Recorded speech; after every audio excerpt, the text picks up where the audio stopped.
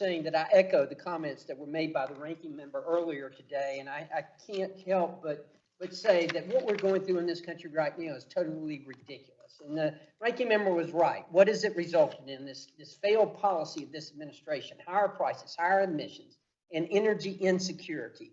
All of this did not have to happen. All of this could have been avoided. So again, I just want to say that I echo the comments of the ranking member and thank him for those comments earlier. Mr. Jewell, I wanted to ask you, President Jewell, I apologize, and two things I want to disclose before I start. First of all, I was a mayor in another life. I've served at the local level, I've served at the state level, now I serve at the federal level. So I know exactly what you're experiencing here. Secondly, and most importantly, two of the most precious people in my life live in Jefferson County and in Jefferson Parish, excuse me, in Metairie. 1-year-old and a 3-year-old, 2 granddaughters there.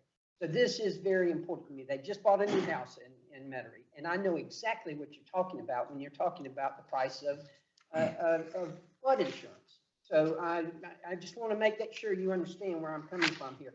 You talk about risk rating 2.0 and how it will put an unbearable financial burden on homeowners and actually cost up to, I believe it's $7,000, maybe even $8,500. So can you just expand on that a little bit more?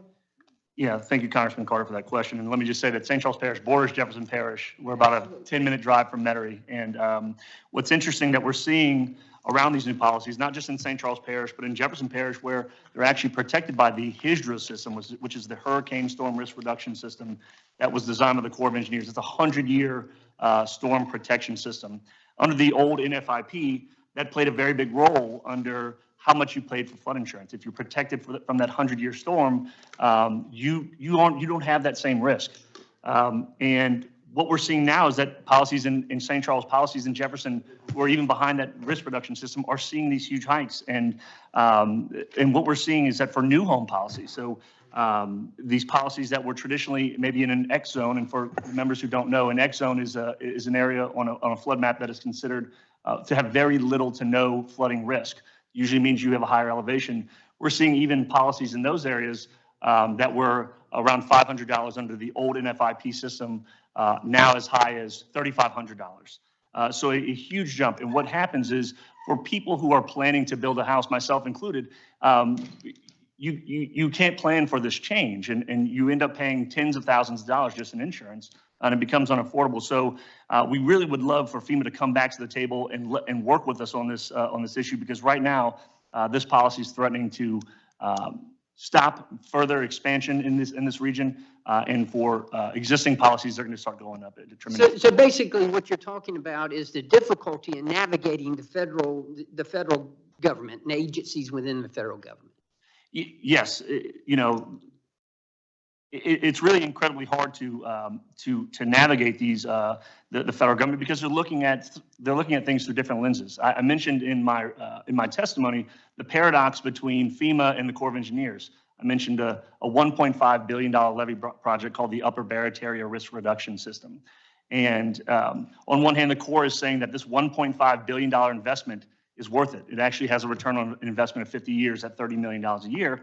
But on the other hand, FEMA is basically saying there's going to be nobody to protect because we're going to force people out of this area. So it's incredibly hard to not only to navigate just the permitting and the environmental regulations around these projects, but also to have FEMA on top of that, making unaffordable policies on our residents. Okay, real quick, I've got about a minute left. In your testimony also, you mentioned nuclear technology in St. Charles Parish. And in my home state of Georgia, we're working to get Plant Vogtle reactors, the only 2 reactors currently under construction in the United States right now. We're working to get them up and running. Can you talk about the benefits of nuclear energy as part of an overall strategy for clean energy future? Yes, so nuclear has to be a part of our energy mix. In my parish, we have the Waterford 3 nuclear power plant. Right next door, you have Waterford 1 and 2, which are natural gas plants. So those intermittent sources come in and help that baseload source in times of high demand.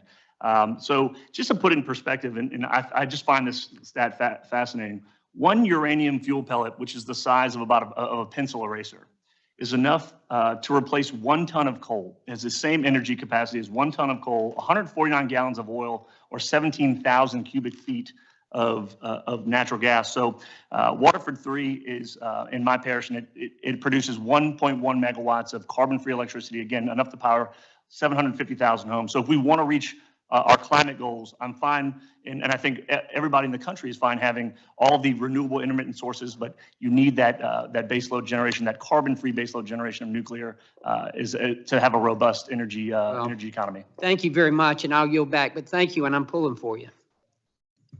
Next up,